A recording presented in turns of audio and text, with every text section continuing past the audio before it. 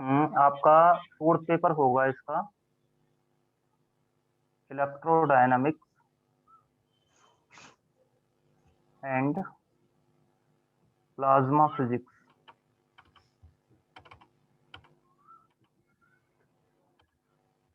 Electrodynamics and plasma physics.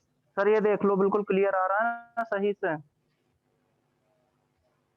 Book को start करने के लिए सबसे पहले आपको जरूरी है कि आपको सब कुछ पता होना चाहिए जो इसके बेसिक्स हैं। अब चाहे तो वो इंटर के हों, चाहे वो आपके हों बीएससी सेकंड ईयर में, आपका सेकंड पेपर है, मैंने कहा भी होगा कभी, या फिर अगर किसी को नहीं बोला है तो याद रखो कि उसको एक बार जाके रिवाइज जरूर कर लो अपना जो इंटर का है। इंटर का जो भी इलेक्ट्रोडायनेमिक्स का मतलब इलेक्ट्रोस्टैटिक्स और मैग्नेटोस्टैटिक्स का पोर्शन हो उसको, और सेकंड जो बीएससी सेकंड ईयर की बुक है उसको एक बार आपको जरूर रिवाइज करना है वो, क्योंकि यहाँ पर जो हम स्टार्ट करने वाले हैं वो इलेक्ट्रिक फील्ड इन मैटर्स से स्टार्ट करने वाले हैं।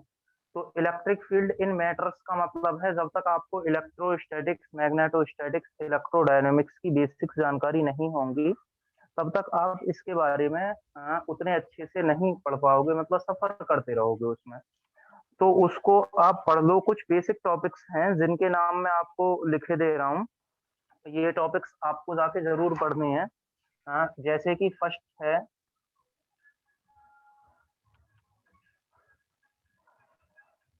कूलाम का नियम, कूलाम लॉ। सेकंड है इलेक्ट्रिक फील्ड। थर्ड है आपका इलेक्ट्रिक पोटेंशियल।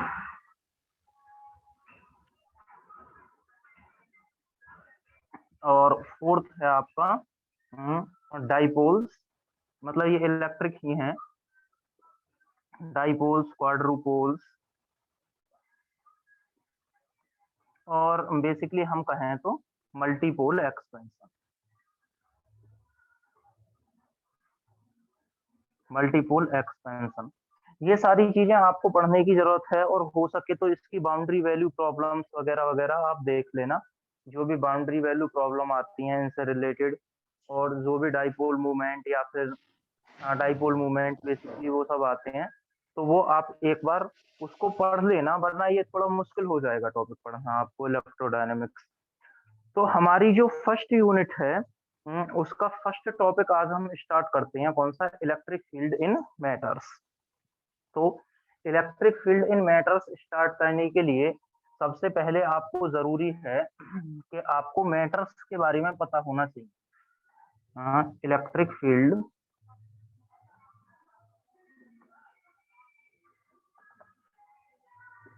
इन मैटर, तो इसके लिए आपको पता होना चाहिए व्हाट आर मैटर्स। मैटर्स, तो बेसिकली आप सभी को पता है we can divide matters normally in three part, but आगे बात करें तो एक और पार्ट हो सकता है आपका कौन सा? प्लाज्मा वाला जो इसमें लिखा भी हुआ है। तो इसको बात करते हैं। पहला आता है सॉलिड, दूसरा आता है लिक्विड, तीसरा आता है गैस, और चौथा आता है प्लाज्मा। तो प्लाज्मा तो आपकी फिफ्थ यूनिट दी हुई है, उसमें पढ़ना ही है हमको क्या क्या होता है। बाकी ये है आपका सॉलिड, लिक्विड, गैस। तो ये जो सॉलिड होते हैं ये एक्चुअल में इनको हम तीन पार्ट में डिवाइड कर सकते हैं, कौन कौन से में? सबको पता ही है, कंडक्टर, सेमी कंडक्टर और इंसुलेटर। तो सॉलिड्स को अगर हम फर्दर डिवाइड करना चाहें तो we can divide solids in three parts, और वो हैं आपके कौन कौन से? कंडक्टर, सेमी कंडक्टर,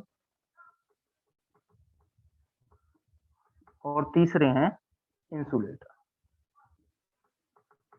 देखो, अब एक्चुअल में जो आपको पढ़ना है वो मैटर्स, मैटर्स की बात करना है, तो उसमें मोस्ट प्रोबेबली किसकी बात करेंगे हम? आपके सॉलिड्स की। सॉलिड के अंदर पढ़ना है आपको इलेक्ट्रिक फील्ड, और वो कंडक्टर हैं, सेमी कंडक्टर हैं और इंसुलेटर हैं। बेसिकली प्रॉब्लम क्या है कि कंडक्टर, सेमी कंडक्टर और इंसुलेटर, देखो कंडक्टर और सेमी कंडक्टर में जो सिचुएशन है वो डिफरेंट है किससे? इंसुलेटर से। कैसे? आप सभी को पता है कि कंडक्टर्स और सेमी कंडक्टर्स के अंदर जो मटेरियल चार्ज पार्टिकल होते हैं वो बेसिकली क्या होते हैं? मोस्ट प्रोबेबली इलेक्ट्रॉन्स होते हैं, और सेमीकंडक्टर्स के अंदर इलेक्ट्रॉन्स और होल्स दोनों होते हैं। तो कंडक्टर के अंदर आप जब भी, ऐसे मान लो कंडक्टर के आसपास जब भी आप इलेक्ट्रिक फील्ड लगाओगे, तो जो आपके फ्री इलेक्ट्रॉन्स हैं, जैसा कि आपको पता ही है फ्री इलेक्ट्रॉन्स होते हैं कंडक्टर्स और सेमीकंडक्टर्स में, ये क्या करने लगते हैं बेसिकली, ये एक प्लेस से दूसरे प्लेस पर क्या करने लगते हैं, मूव करने लगते हैं। अब जब ये मूव करेंगे तो नॉर्मली इनके कारण जो भी इलेक्ट्रिक करंट वगैरह है वो फ्लो होगा। ठीक है, जो आप बहुत अच्छे से आज तक पढ़ते भी आए हो कि इलेक्ट्रॉन है। ऐसे मैं एक सिचुएशन आपको दिखाऊं, अगर यहाँ पे मान लो आपने फर्स्ट केस ले लिया, कौन सा, कंडक्टर का, आपका वेरी फर्स्ट केस है कंडक्टर का। तो इस केस के अंदर आपने कोई कंडक्टर का पीस लिया, आपको पता है इसके अंदर क्या है, फ्री इलेक्ट्रॉन्स हैं, जैसा कि आपको बहुत अच्छे से जानते हो आप लोग कि कंडक्शन बैंड में क्या रहते हैं, फ्री इलेक्ट्रॉन्स रहते हैं। अब आपने इसके आसपास कोई इलेक्ट्रिक फील्ड लगा दिया, जस्ट सपोज जब आप इसके आसपास कोई इलेक्ट्रिक फील्ड लगाओगे, क्या होगा, यहाँ पर भैया आप एक पॉजिटिव लगाओगे, पॉजिटिव प्लेट, यहाँ पर क्या लगाओगे, एक नेगेटिव प्लेट लगाओगे। तो एक्चुअल में होगा क्या कि ये पॉजिटिव जो होता है इलेक्ट्रॉन्स को क्या कर लेता है, अपनी तरफ अट्रैक्ट कर लेता है, और ये क्या करने लगते हैं, इलेक्ट्रॉन्स एक पार्टिकुलर डायरेक्शन में मोशन करने लगते हैं, और इस मोशन के कारण, जो ये इलेक्ट्रॉन्स की मोशन है, इसके कारण क्या होने लगता है, कंडक्टर में आपका करंट फ्लो होने लगता है, लेकिन किस डायरेक्शन में, हमेशा इलेक्ट्रॉन्स के फ्लो की अपोजिट डायरेक्शन में ये वाला करंट फ्लो होने लगता है। नाउ ये तो बहुत आसान सिचुएशन है। ऐसे ही केस है किसके अंदर, सेमीकंडक्टर के अंदर। अगर सेमीकंडक्टर का कोई पीस है तो उसमें हमें पता है चार्ज कैरियर्स कितने तरीके के होते हैं, दो तरीके के होते हैं। जैसे कि ये आपके डार्क डार्क स्पॉट वाले क्या हो गए, इलेक्ट्रॉन्स हो गए, ऐसे ही यहाँ पर क्या होंगे, ये लाइट लाइट स्पॉट वाले क्या हैं, ये होल्स हैं। ये किधर चलने लगते हैं, इधर चलने लगते हैं। अगर हम बात करें किसकी, यहाँ पर सेमी और जोड़ दें, सेमीकंडक्टर के केस में क्या होता है एक्चुअल में, होल्स इधर फ्लो होने लगते हैं और इलेक्ट्रॉन्स इधर फ्लो करने लगते हैं। तो इसका मतलब ये हुआ कि यहाँ पर जो सिचुएशन है वो बहुत बहुत ज्यादा सिंपल है। वहीं अगर हम बात करें अपने मेन टॉपिक की, कौन सा, इंसुलेटर। इंसुलेटर को एक्चुअल में हम इलेक्ट्रोडायनेमिक्स में एक नया नाम भी देते हैं, जिसको हम कहते हैं क्या, dielectrics. Dielectrics are nothing but क्या होते हैं, वो इंसुलेटर्स ही होते हैं, जिनके अंदर जितने भी इलेक्ट्रॉन्स हैं वो क्या होते हैं, बाउंड होते हैं न्यूक्लियस के साथ। या फिर आपके जो स्टैंडर्ड बुक्स हैं उनमें लिखा हुआ होता है कि electrons are bound with the core, या फिर with the positive charge centre. इसका मतलब ये है कि इलेक्ट्रॉन्स बाउंड होते हैं positive charge centre, positive charge centre कह लो, कोर कह लो।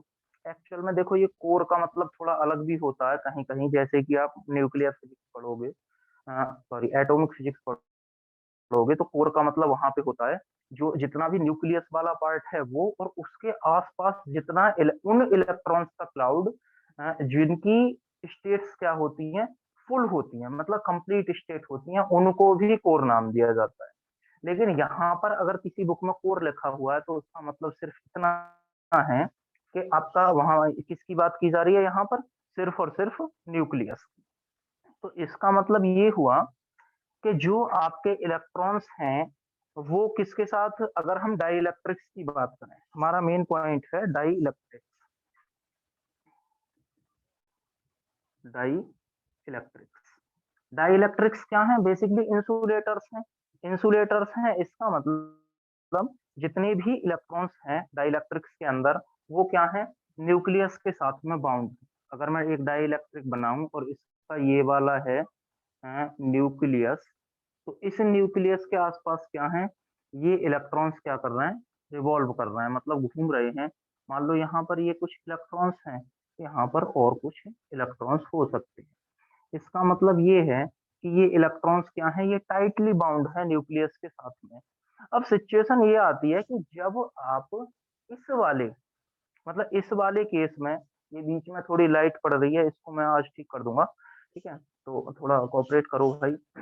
ये जो है डाई इलेक्ट्रिक, इस केस में क्या होता है एक्चुअल में न्यूक्लियस है, जिसको हम न्यूक्लियस का दूसरा नाम हम कहीं कहीं देते हैं, और पॉजिटिव चार्ज सेंटर, और दूसरा नाम इसको कहीं कहीं लिखा हुआ होगा आपका बेसिकली कोर ऑफ एटम। ठीक है, तो डोंट बी कंफ्यूज, सब क्या है, ये न्यूक्लियस ही है। तो ये जो आपका एक्चुअल में न्यूक्लियस है, इससे इलेक्ट्रॉन्स क्या हैं, बाउंड हैं, और जब आप इसके आसपास क्या लगाते हो, इसके आसपास एक इलेक्ट्रिक फील्ड लगाते हो, या फिर किसी डाई इलेक्ट्रिक को इलेक्ट्रिक फील्ड के अंदर रखते हो, तब क्या होगा। सिचुएशन ये है सोचने वाली कि जब आप डाई इलेक्ट्रिक को ऐसे रखोगे किसी इलेक्ट्रिक फील्ड में, तब क्या होगा। तो एक्चुअल में हमें इस पूरी यूनिट के अंदर, मतलब लगभग आधी यूनिट के अंदर, वही सब डिस्कस करना है कि what happen when we placed a dielectric inside an electric field. ठीक है, देखो प्लस माइनस, मैंने ये क्या कर दिया, सिर्फ अभी हम एक एटम की बात कर रहे हैं, अगर एक एटम की स्टडी कर लेते हैं तो we can study the whole dielectric. तो एक्चुअल में क्या होगा कि जैसे ही आप इस एटम को डाइलेक्ट्रिक के अंदर रखोगे, सॉरी इलेक्ट्रिक फील्ड के अंदर रखोगे, तो एक्चुअल में एज इलेक्ट्रिक फील्ड भाई नॉर्मली ऐसे ही लगाते हैं, एक प्लस लगा लो, एक माइनस लगा लो, होगा क्या, देखो दो सिचुएशंस आ सकती हैं, और उन दोनों सिचुएशंस के नाम है यहाँ पर क्या, स्ट्रेचिंग, स्ट्रेचिंग, और दूसरा है रोटेशन। ठीक है, या तो भाई क्या हो, स्ट्रेचिंग का मतलब है यहाँ पर कि इलेक्ट्रॉन्स को पॉजिटिव वाला ही प्लेट अपनी तरफ स्ट्रेच करने लगे, खींचने लगे। ठीक है, न्यूक्लियस को नेगेटिव वाली अपनी तरफ खींचने लगे, या फिर दूसरा क्या होगा, ये इलेक्ट्रॉन्स अपने उसमें क्या कहते हैं, ऑर्बिट में मूव करने। तो पहली सिचुएशन के अकॉर्डिंग स्ट्रेचिंग जो है, स्ट्रेचिंग के कारण जो भी इलेक्ट्रॉन्स पॉजिटिव की तरफ आएंगे, और न्यूक्लियस जो है वो न्यूक्लियस क्या है, वो नेगेटिव की तरफ जाएगा। तो यहाँ से एक नया फिनोमेना जनरेट होता है, जिसको हम क्या कहते हैं, इंड्यूस्ड डाइपोल। ठीक है, क्या कहते हैं उसको, इंड्यूस्ड डाइपोल। तो ये जो इंड्यूस्ड डाइपोल है, ठीक है, ये एक्चुअल में क्या है, अब हमें इसके बारे में समझना है, यहीं से आएगी डाइपोल पोलराइजेबिलिटी और वगैरह वगैरह। ठीक है, वो सब मैं अभी डिस्कस करने वाला हूँ यहाँ पर। तो ये जो इंड्यूस्ड डाइपोल है, ये एक्चुअल में क्या है, देखो इस डायग्राम को थोड़ा ठीक करके बनाते हैं हम। ये ये है आपका एक्चुअल में न्यूक्लियस, ठीक है, जिसको मैं एन से रिप्रेजेंट कर रहा हूँ। ये हैं आपके इलेक्ट्रॉन्स, सिंगल बना लो कोई दिक्कत नहीं है, बस समझना है। ये इलेक्ट्रॉन्स हैं काफी सारे जो किसमें रिवॉल्व कर रहे हैं, न्यूक्लियस के अराउंड इस वाली ऑर्बिट में मूव कर रहे हैं। तो क्या होगा भाई, न्यूक्लियस है, इसका मतलब ये पॉजिटिव है, अ, ये इलेक्ट्रॉन्स हैं, इसका मतलब ये क्या है, नेगेटिव है। देखो दो कंसेप्ट पढ़ाते हैं आपको स्ट्रेचिंग में।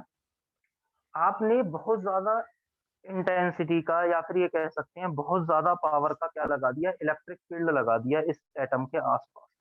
तो जब आप बहुत ज्यादा कैपेसिटी का इलेक्ट्रिक फील्ड लगाओगे, तो देखो क्या हो सकता है, एक्चुअल में ये इलेक्ट्रॉन यहाँ से निकल के यहाँ आ सकता है, जो आपने पढ़ा भी होगा कहीं, इस जिसको हम क्या कहते हैं, फील्ड आयोनाइजेशन। मतलब किसी एक्सटर्नल फील्ड की प्रेजेंस में यदि कोई इलेक्ट्रॉन न्यूक्लियस, सॉरी एटम को छोड़कर क्या हो जाए, उसमें से पुल हो जाए, मतलब बाहर निकल जाए, तो इसको हम क्या कहते हैं भाई, फील्ड आयोनाइजेशन, और सिंपली क्या बोल देते हैं इसको, आयोनाइजेशन। आयोनाइजेशन कब होगा, जब आप बहुत ज्यादा कैपेसिटी का क्या लगाओगे, इलेक्ट्रिक फील्ड लगाओगे, बहुत ज्यादा पावर का इलेक्ट्रिक फील्ड लगाओगे, तो इलेक्ट्रॉन्स आ जाएगा, तो इसमें तो कुछ कर ही नहीं सकते, अब इलेक्ट्रॉन्स निकल गया, आयोनाइज हो गया तो हो गया ना। दूसरी सिचुएशन है, दूसरी सिचुएशन का नाम है एक्चुअल में कि आप जब इतना इलेक्ट्रिक फील्ड लगाओगे कि ये इलेक्ट्रॉन थोड़ा शिफ्ट हो, थोड़ा शिफ्ट होने का मतलब, अब आप कहोगे जी ये तो इलेक्ट्रॉन यहाँ से यहाँ आ सकता है, यहाँ से यहाँ आ सकता है, यहाँ से यहाँ आ सकता है, नहीं, ऐसा नहीं होता। इलेक्ट्रॉन अपने ऑर्बिट को छोड़ के कहीं नहीं जाएगा, इलेक्ट्रॉन क्या होगा, एक्चुअल में थोड़ा थोड़ा इधर की तरफ शिफ्ट हो जाएगा, और इधर की तरफ शिफ्ट होने से क्या होगा इसमें एक्चुअल में, कि जो इलेक्ट्रॉन्स का ऑर्बिट था, देखो यहाँ पर मैं तुम्हें एक नई चीज बता, नई नहीं पुरानी है, एक्चुअल में एक चीज से इसको जोड़ के दिखाता हूँ। जो भी हमारा सिस्टम ऑफ पार्टिकल होता है, सिंगल पार्टिकल है तब तो कोई बात नहीं करनी, सिंगल पार्टिकल है तो उसके सेंटर ऑफ मास की स्टडी करो, मोमेंटम की, उस पर लगने वाले फोर्स की, सारी चीजों की स्टडी नॉर्मली की जा सकती है। लेकिन जब हम एक सिस्टम ऑफ पार्टिकल्स की बात करते हैं, तो सिस्टम ऑफ पार्टिकल्स के केस में एक्चुअल में क्या होता है कि हम अलग अलग पार्टिकल्स की स्टडी ना करते हुए हम किसकी स्टडी करते हैं, उन पार्टिकल्स के सेंटर ऑफ मास की स्टडी करते हैं। तो एक्चुअल में ये एटम है नॉर्मल कंडीशन के अंदर, एक मिनट के लिए ये वाली प्लेट और ये वाली प्लेट क्या कर दो, हाइड कर दो, मतलब एक्सटर्नल इलेक्ट्रिक फील्ड को जीरो कर दो। तो यदि इस पर कोई भी एक्सटर्नल इलेक्ट्रिक फील्ड नहीं लगा हुआ हो, तो इस केस के अंदर क्या होगा कि पॉजिटिव भी, भाई पॉजिटिव तो सेंटर में होता ही है, न्यूक्लियस के पॉजिटिव तो सेंटर में होता ही है। दूसरा, इनका जो ये वाला क्लाउड है इसके आसपास, इनका जो सेंटर बनेगा, मतलब सेंटर ऑफ मास बनेगा, वो भी कहाँ बन जाएगा, न्यूक्लियस में। तो न्यूक्लियस में जब इसका सेंटर ऑफ मास बन जाएगा, इसका मतलब पॉजिटिव और नेगेटिव यहाँ पे एक जगह पर कॉन्सेंट्रिक हो जाएंगे, इसलिए उसका कोई भी डाइपोल मूवमेंट वगैरह नहीं हो। दूसरी सिचुएशन की बात करते हैं कि हमने क्या किया, एक इलेक्ट्रिक फील्ड लगा दिया, लेकिन ये वाला इलेक्ट्रिक फील्ड उस इलेक्ट्रिक फील्ड से कम है, जिसके कारण ये इलेक्ट्रॉन क्या हो जाए, इसके ऑर्बिट से आयोनाइज होके बाहर निकल जाए। तो इस केस में क्या होगा कि ये इलेक्ट्रॉन थोड़े थोड़े अपनी इनिशियल पोजीशन से क्या हो जाएंगे, शिफ्ट हो जाएंगे, किधर की तरफ, पॉजिटिव की तरफ। तो इस केस में एक्चुअल में जो ये इलेक्ट्रॉन्स यहाँ पर रखे हुए थे, ये कहाँ आ चुके होंगे, यहाँ।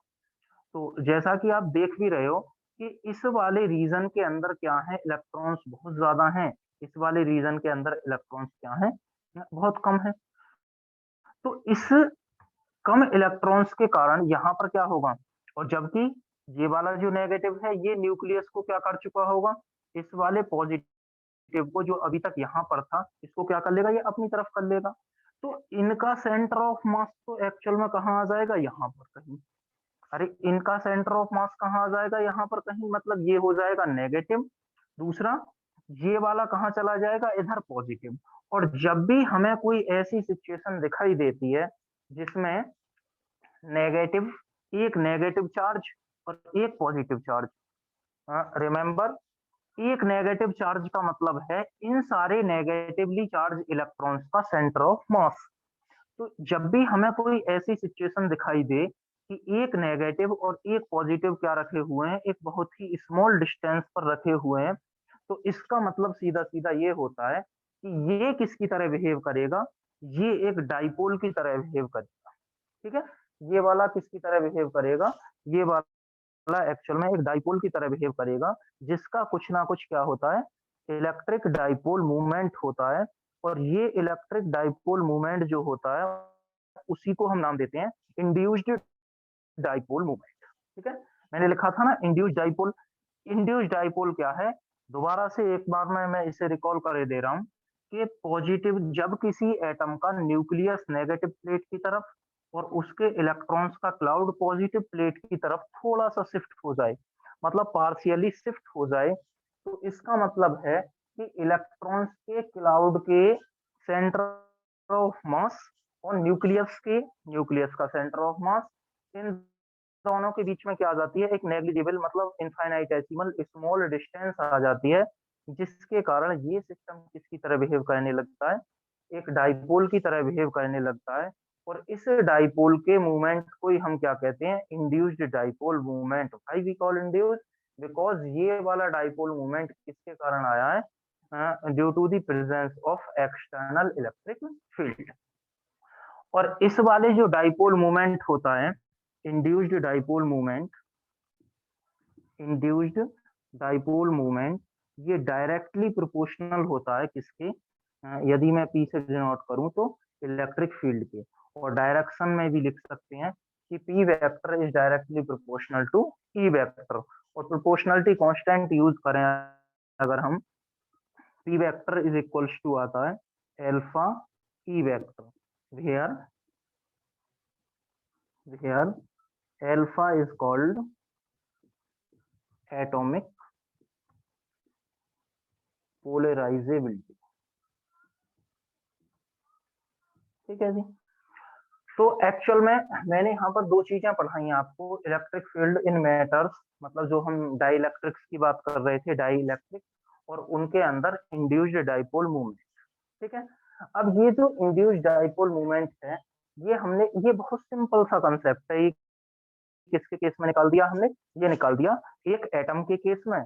अब ऐसा तो है नहीं भाई कि हर एक मटेरियल जो है वो एटम से मिलके ही बना हुआ होता है। एक्चुअल में जो एटम है हमारा, वो मे भी पॉसिबल कि किससे बना हुआ हो, मॉलिक्यूल्स से बना हुआ हो। तो मॉलिक्यूल्स के लिए क्या होता है, एक्चुअल में सिचुएशन जो होती है वो डिफरेंट होती है किसके कंपेयर, इलेक्ट्रॉन्स, वो सॉरी एटम्स के कंपेयर। अब देखो, अगर किसी को ये सारी चीजें नोट करनी हो तो वो अपने मोबाइल की स्क्रीन का स्क्रीनशॉट ले ले 20 सेकंड में, मैं सामने से हटे जा रहा हूँ।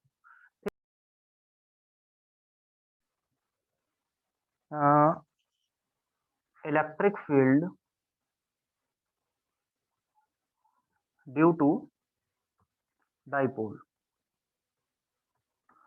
डाइपोल के कारण जो इलेक्ट्रिक फील्ड होता है उसकी वैल्यू क्या होती है, सभी जानते होंगे, E is equals to 1/4 pi epsilon naught P upon, अगर हमारा जो टोटल डिस्ट्रीब्यूशन है चार्जेस का उसको हम ए माने तो ए का क्यूब, या फिर यही हम लिख सकते हैं आगे, is equals to 1/4 pi epsilon not q into d upon a का क्यूब। चलो मैं इसमें एक्सप्लेन कर दे रहा हूँ इसको। ए क्या लिया है हमने, इसकी रेडियस, और डी क्या है, इन दोनों के बीच की डिस्टेंस। ठीक है। ये ए क्या है, इस वाले एटम की रेडियस, और डी क्या है, इन दोनों के बीच की डिस्टेंस। तो इस सिचुएशन के अंदर इलेक्ट्रिक फील्ड की वैल्यू क्या होगी, ये होगी। Now we can determine here the value of P. This implies that P is equals to क्या आ जाएगा, 4 पाई एप्सिलॉन नॉट ए का क्यूब, और बाहर क्या आ जाएगा, ई। बट हमें अच्छे से पता है from equation one, from equation one P is equals to क्या होता है, एल्फा ई। अब इन दोनों को क्या कर लो, comparing these two equations, comparing these two equations, क्या मिलेगा भैया, ये आपको मिल जाएगा, this implies that alpha is equals to 4 pi epsilon not a का cube. This is called atomic polarisability. ठीक है, बहुत ही सिंपल सा ये कंसेप्ट है, एटॉमिक पोलराइजेबिलिटी, जिसकी वैल्यू हम डिटरमाइन कर सकते हैं, alpha is equals to 4 pi epsilon not a का क्यूब। तो ये जो आपका हो गया, ये टोटल हो गया किसके केस में, एटम्स के केस में। मैं यहाँ पे लिखे देता हूँ, इन केस ऑफ एटम। ठीक है। अगर यही सब की हम बात करें in case of molecule, in case of molecule,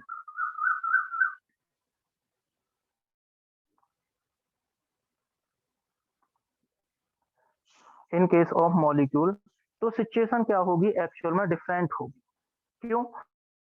क्योंकि मॉलिक्यूल के अंदर क्या होता है, देखो, जो हमारे एटम है, इनके बीच में क्या होगा, एक पॉजिटिव चार्ज सेंटर होगा, एक नेगेटिव चार्ज सेंटर होगा। लेकिन मॉलिक्यूल के बीच में तो जरूरी नहीं है कि एक पॉजिटिव चार्ज सेंटर हो, एक नेगेटिव चार्ज सेंटर हो। जैसे कि हम एक सिचुएशन की बात कर लेते हैं, किसकी, CO2 मॉलिक्यूल की, या फिर H2O मॉलिक्यूल की। तो अगर हम H2O की बात करें तो H के क्या होते हैं, दोनों पॉजिटिव होते हैं, जबकि O के क्या होते हैं, दोनों नेगेटिव होते हैं। तो इस सिचुएशन के अंदर जब H के दो पॉजिटिव हो गए, O के दो नेगेटिव हो गए, तो इलेक्ट्रिक फील्ड या फिर डाइपोल मूवमेंट की डायरेक्शन क्या है, वो लीनियर तो रहेगी नहीं। और जब ये लीनियर नहीं रहेगी तो इसका मतलब कुछ ना कुछ तो सिचुएशन डिफरेंट होगी। जैसे कि मैं अभी बात कर रहा हूँ, एच एच और ओ क्या है, नेगेटिव है, और एच दोनों क्या है, पॉजिटिव है। तो एक्चुअल में यहाँ पर कैसी डायरेक्शन आ जाएगी, यहाँ जबकि ऐसा कोई केस है एटम का, तो उसके बीच में डायरेक्शन कैसी है, एक से दूसरे की तरफ। तो इसमें जो सिचुएशन होगी, ये आदित्य अपनी वीडियो ऑफ कर लो, ये जो सिचुएशन होगी ये क्या होगी, डिफरेंट होगी औरों से, ठीक है। तो इस सिचुएशन में मतलब जब हम मॉलिक्यूल्स की बात करते हैं, इन केस ऑफ मॉलिक्यूल, तो ये दो चीजों पर डिपेंड करता है। जो आपका इलेक्ट्रिक फील्ड है उसके दो वेक्टर्स क्या करते हैं, हम दो कंपोनेंट ड्रॉ करते हैं, कौन कौन से, परपेंडिकुलर कंपोनेंट और पैरेलल कंपोनेंट। तो इस केस के अंदर जो आपकी डाइपोल मूवमेंट है, induced dipole movement, induced dipole movement P is equals to होता है alpha perpendicular E perpendicular plus alpha parallel E parallel. अब ये ई पैरेलल और अल्फा परपेंडिकुलर ये एक्चुअल में क्या है, ये है आपके जो हमने इलेक्ट्रिक फील्ड अप्लाई किया है, जो हमने इलेक्ट्रिक फील्ड अप्लाई किया है। देखो मान लो, एक मैं आपको सिचुएशन समझाता हूँ।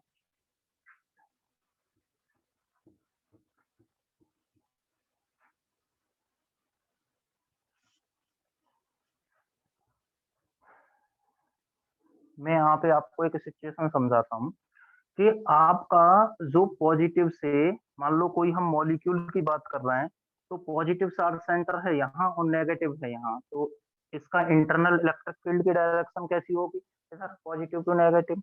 नाउ इस सिचुएशन में अगर हमने एक्सटर्नल इलेक्ट्रिक फील्ड कुछ इस तरीके से लगा दिया, ये पॉजिटिव है और ये वाला क्या है आपका नेगेटिव है, तो इसकी डायरेक्शन कैसी होगी, ये वाली। तो इस सिचुएशन में हम इस वाले इलेक्ट्रिक फील्ड के दो वेक्टर ड्रॉ करने वाले हैं, कौन कौन से, एक ये वाला और एक ये वाला, एक तो इसके पैरेलल और ये दूसरा क्या, इसके परपेंडिकुलर। तो ये वाला जो है, ये वाला, ये तो है परपेंडिकुलर और ये है पैरेलल। ऐसे ही दोनों की पोलराइजेबिलिटी क्या होंगी, दोनों कंपोनेंट्स के लिए क्या होंगी, एक्चुअल में डिफरेंट होंगी। नाउ देखो, इसको थोड़ा टेंसर तक लेके चलते हैं, ठीक है, इससे आगे। तो इस सिचुएशन में क्या होगा कि हमने अभी एक एक्सप्रेशन लिखा P is equals to alpha perpendicular E perpendicular alpha parallel E parallel. Now इसके तीन कंपोनेंट लिख लेते हैं, the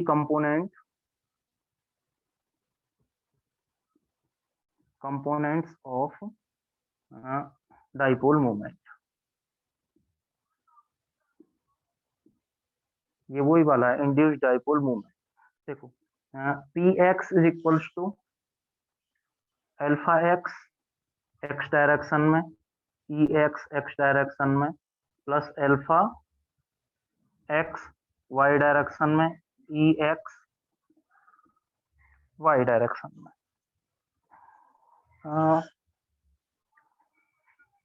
electric field X direction में और इलेक्ट्रिक फील्ड एक्स डायरेक्शन में, plus alpha X Z direction में, ई एक्स डायरेक्शन में। दूसरा कंपोनेंट होगा P Y is equals to alpha Y X E Y plus alpha Y Y E Y plus alpha Y Z E Y. Now तीसरा कंपोनेंट होगा P Z is equals to alpha Z X E Z plus alpha Z Y E Z plus alpha Z Z E Z. ठीक है, तो ये हमने क्या कर लिए, एक्चुअल में तीन कंपोनेंट ब्रेक कर लिए। अब मॉलिक्यूल्स की जो पोलराइजेबिलिटी होती है एक्चुअल में, वो मैंने कहा था ना कि ये वाली जो सिचुएशन थी एटम्स के केस में, जो सिचुएशन थी हमने सिंपली लिख दिया था P is equals to alpha E. ये बहुत सिंपल थी, और यहाँ पे जो आप सिचुएशन देख रहे हो वो बहुत डिफरेंट है। क्यों? क्योंकि यहाँ पर इंटरनल इलेक्ट्रिक फील्ड और एक्सटर्नल इलेक्ट्रिक फील्ड दोनों की डायरेक्शन क्या है, डिफरेंट है। जबकि वहां पर क्या था कि इंटरनल इलेक्ट्रिक फील्ड और एक्सटर्नल इलेक्ट्रिक फील्ड दोनों की डायरेक्शन क्या थी, सिमिलर थी। अब यहाँ पर जो आपकी पोलराइजेबिलिटी आएगी, मॉलिक्यूलर पोलराइजेबिलिटी, अगर मैं इसको अल्फा एम से डिनोट करूं, तो ये एक टेंसर होगी किस किस का, alpha X X, alpha X Y, alpha X Z, alpha Y X, alpha Y Y, alpha Y Z, alpha Z X, alpha Z Y और अल्फा जेड जेड।